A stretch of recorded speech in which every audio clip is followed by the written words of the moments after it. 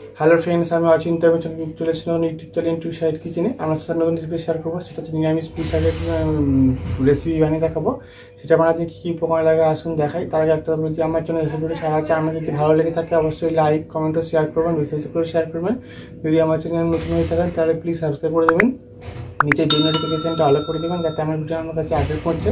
তার জন্য নিরামিষ পুঁই শাকের বানাতে কী কী উপকরণ লাগে আসুন দেখাই।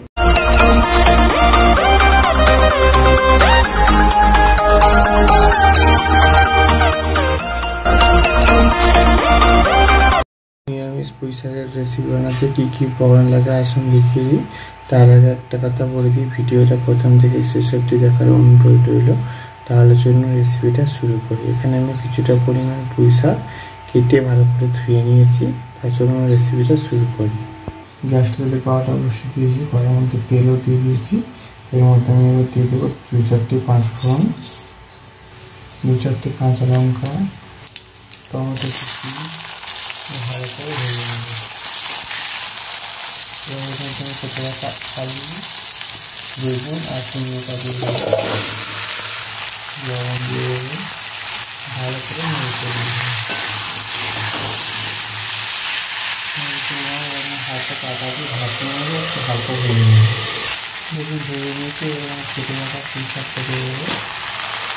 দেখুন শাকটা ভাপিয়ে নিয়েছিলাম, সেখানে কোনোভাবে আমাদের আদা বাটা দিয়ে দেবো।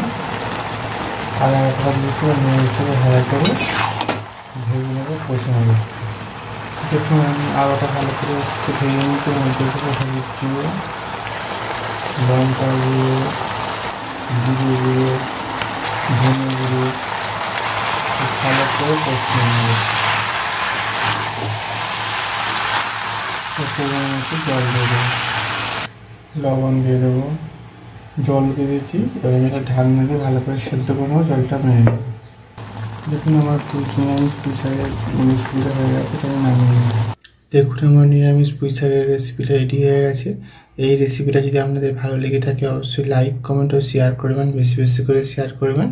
আর প্লিজ সাবস্ক্রাইব করুন, আমাদের পাশে থাকবেন। চলুন তাহলে দেখা হচ্ছে নেক্সট ভিডিওতে। এরকম নতুন নতুন ভিডিও পাওয়ার জন্য আমাদের চ্যানেলটাকে অবশ্যই সাবস্ক্রাইব করুন, আমাদের পাশে থাকবেন। চলুন তাহলে দেখা হচ্ছে নেক্সট ভিডিওতে।